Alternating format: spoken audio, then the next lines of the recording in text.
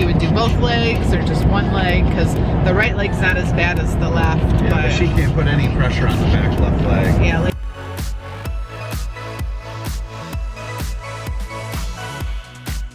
Hey guys, good morning. Welcome back to Our Family Nest. So we're getting ready for our trainer to come and work out this morning. Thought I would show you guys a little gym update. Ken is now doing the, what is that stuff called? Patching? Mudding? It's not that exciting. No, I know it's not exciting. The ceiling's not done. Progress is exciting. That's the exciting part. So he's still working on getting the ceiling drywalled. As you can see here. Yep, when we're done working out, we're going to the depot. He's there every day. So see these fancy round corners. He's got to put all these little, I don't know, plastic things up there that he's got to drive an hour away to pick up. No, these go to Home Depot. Oh, these corners I got to go get. Yeah. You need more of those? I need these. These are Home Depot. Okay. What? How is that gonna work out? It's all bumpy. You ready? I'm ready. This is the fun part of this process.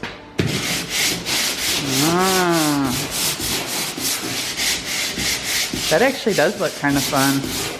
It does? Then you are certainly welcome to help. It does. Kind of look fun. You have to make it rounded though? Like you don't... Yeah, this is the corner. The actual plastic is the corner. Yeah. But you don't want to like scrape it all off. No, you're just trying to smooth it out. Fun. Well, if you think it's fun, you're certainly welcome to join. So we mentioned this before, but this area on the other side of over here, all this has to be drop ceiling just because there's too much ventilation, piping, all kinds of stuff that you need to get to. Yeah. It would not be fun tearing out drop ceiling, tearing out drywall if we did that here, so. I think we're at a total of 75 sheets of drywall and over 100 2x4s I'd put it in. This is gonna be a pretty cool gym. I'd like to know anyone that has a bigger gym than this in their house. Seriously, it's gonna be huge. Are you that excited? It's like we're professionals. Well, not to mention Ken's office. I mean, look, this is his office. He's putting that bed that's in our basement in his office. Who has a bed in their office? So eventually showed him this, though. I know. Eventually he's gonna like come in here and finish this too, but we're concentrating on the workout area. And then he built this closet here that's gonna store all of his memorabilia that I was complaining about in the one video. He's just gonna hide it from me in a closet so then I can't complain about it. So it's coming along. Should be done maybe by Christmas. It'll be done by June. So this is our power tech. It's gonna go over there. Our wrestling mat, obviously. Our treadmill and our elliptical. Our treadmill, our Nordic track, we're still having problems with. They're gonna be back out here again on Tuesday, which it's not even Nordic track, it's like a service guy. We have one new part, the, what's it called? Some kind of module that has to be replaced because it shuts off just randomly. And it has not been a pleasure dealing with Nordic track and the service guy, and that it takes them a month to get here. So I don't necessarily recommend, honestly.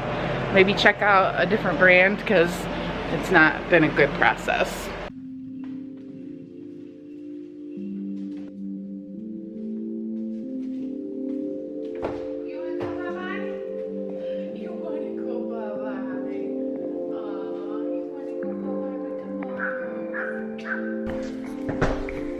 Going for a ride.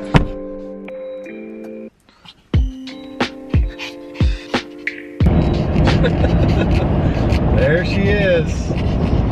We've been driving already for an hour and 10 minutes and she still hasn't calmed down. Where are we going, Daisy?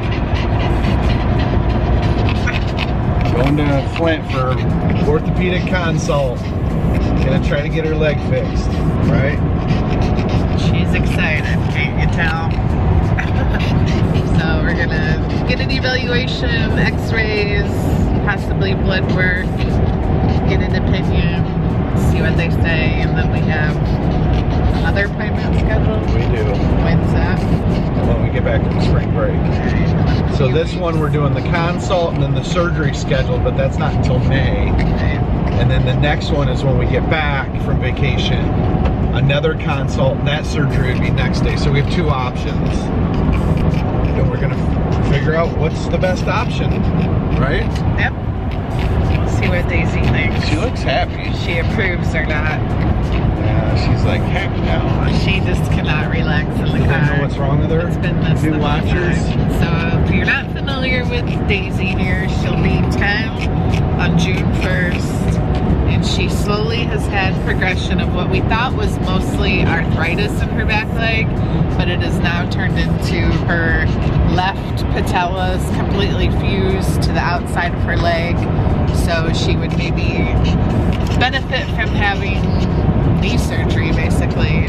We don't know if she would do both legs or just one leg, because the right leg's not as bad as the left. Yeah, but she can't put any pressure on the back left leg. Yeah, like last summer she was still getting herself around very slowly, like in and out the door to go potty and stuff, and now we're carrying her in and out. And she scoots herself to get water and stuff like that in the house, but for the most part she's pretty immobile and relies on us now. She Which is not uncommon for small dogs. Usually the groove where the patella is and the knee, it pops out, and unfortunately we weren't able to do anything through her life, right? We just... Yeah, well, back 10 years ago when we got Daisy and Pippa, the vet, when I took them for their very first like puppy shot, she's like, oh, they're gonna have problems with their knees. Maybe when they're a year or 2 old, you should check into having surgery. And she said that they both were gonna need it done. And here Pippa is fine, never really had any problems. And then she probably about 5, 6 years old would do this like leg stretch thing all the time, and just slowly progressed, has gotten worse. And she popped back in herself. Yeah, so we'll see. We'll let you guys know what the orthopedic veterinarian surgeon, I guess. This is a whole group. This is what they do as specialty surgeries. Orthopedic we got one in Flint, the other one I think is in Bloomfield Hills. So a little road trip today. So guys, we just got home from church. We went to church this morning, then we stopped and got something to eat, and we just got home, and I've been kind of volunteered to be the one to give you guys an update on Daisy. I asked Ken if he wanted to talk about it, and he said no, that he wasn't really interested in talking about it on camera or anything. So I just want to give kind of just like a quick update. I don't want to get too detailed about it. It's been, what's it been, like 3-4 days already? It's just been a rough few days.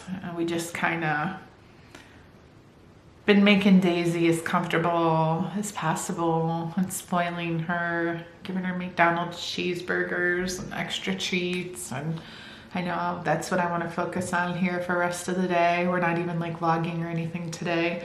It's kind of, I don't know, things have been kind of quiet and slow these past few days. And the news at the veterinarian's office was much worse than what we expected. We knew that she had the sliding patella that we thought we could do surgery on. The vet said that she had torn ACL that would need to be repaired as well. He'd have to do both legs separately. We were like, okay, fine with that. He's like, but here's my bigger concerns. And then it was just like a 20-30 minute conversation of all the stuff that we just had no idea. From, she has a collapsed trachea, so he was nervous about anesthesia, putting a tube down her throat, and when he takes it out, whether or not her trachea would just collapse altogether, because it's not like 100% collapse, obviously, but that's why she coughs so much, breathes so heavy, snores when she's sleeping. And I believe that's something that's common with Pomeranians. Her front legs have so much arthritis in them. That's why her legs are kind of bowed out like this. And her front paws literally look like someone just like ran them over, made them spread all out, and they look like this. They look like an old, like, arthritic hand that just can't go back to normal. And he's just like, that, even though she's using her front paws to like get around, that's probably even more painful than her rear leg that she drags across the room. And we're like, how is she even functioning? She's just, I mean, we have her on 2 different medications. We have her on pain medicine. We have her on anti-inflammatory. And I think that it's like she's drugged up enough. She can like function.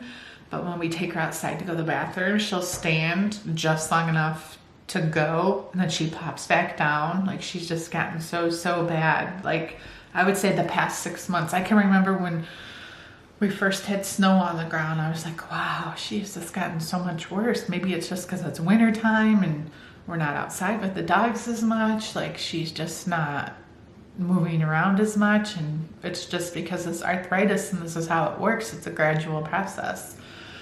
So he's like, you know, I don't want to recommend to you guys to do surgery because we could fix her back legs and she could still not be mobile, because then the arthritis and everything over, say, the next 6 months while she's going through like recovery from surgery, physical therapy, all that kind of stuff, like her front legs are just going to keep getting worse, and there's nothing that he can do to fix that other than we just keep giving her pain medication so she can tolerate it. On top of the fact, he said that the condition that her fur was in, and I don't know, some other symptoms that she was having, that she thinks maybe, or he thinks maybe she has Cushing's disease, which I read up a little on it. It's something that's like involves the pituitary gland, and it just causes you to have like excess thirst, excess hunger, other kind of like, just like her fur, the fact that it's like, it looks like she was shaved recently, because he said, did she just get a haircut? And we're like, no, she hasn't been shaved for 6 months or more, and she's just not healthy. And so we knew after that conversation with him that we were not going to put her through taking her to another appointment, because it would be another like 2-hour drive away. And you know, Ken even asked the veterinarian, he's like, I know you're a doctor, like you're meant to fix things, and you know, can you fix my dog? And you know, what would you do if this was your dog? And we talked to him for probably like 45 minutes total, and he's like, I wouldn't put her through this. He's like, the amount of pain from surgery, recovery, walking again, all of that, like put that together with the pain she's already feeling in her front legs and paws, he's just like, I wouldn't do it. So we knew at that point that, you know, we talked about on the way home that we were going to have to schedule an appointment, have her put down, and then it was like, well, let's wait a few days, let's wait through the weekend. So we kind of just been spoiling her, giving her extra attention, giving her McDonald's cheeseburger. We're gonna get her a yummy dinner again tonight. And yeah, it just sucks. It's weird feeling to go through it this way, because in the past it's always been like a dog's taken a turn for the worse, like something really bad has happened. Like when Tori had her heart problem, it was like she had heart failure. There was nothing that we could do to stop. And in just a matter of like 3 days, she went downhill so fast that by the time that we rushed her to the emergency facility to have her put down, she was like already dying. And this is just so much harder in a way of like, because she's sitting there, like Ken will say, look at her, she's happy, she wants to play, like she still seems like she has life left in her. Her body's just not healthy anymore. That's what makes it so much more difficult. And I know there's probably some of you guys have gone through this. Losing a pet is one of the most horrible things that you have to go through. And I just know that tomorrow when we take her for her appointment, Ken doesn't want to like, at least, I mean, he could change his mind, but as of right now, he's like, I don't want to talk about it. I don't want to share it. I don't want to, like, this is just private and personal. He's like, you can tell him what's going on. And then, like, we just need our time to, you know, deal with it, our time to grieve. So I just wanted to give you guys an update and let you know how the appointment went. not good. I mean, I'm glad we did it. We could have kept like prolonging the inevitable and just keep giving her more drugs, all that to make her like tolerate her days, but obviously she's just not gonna get better. So unfortunately, that's the update, guys. So I don't know what else to say. So we'll just, thanks guys for your support. Just say some prayers for Daisy for tomorrow, okay? Thanks.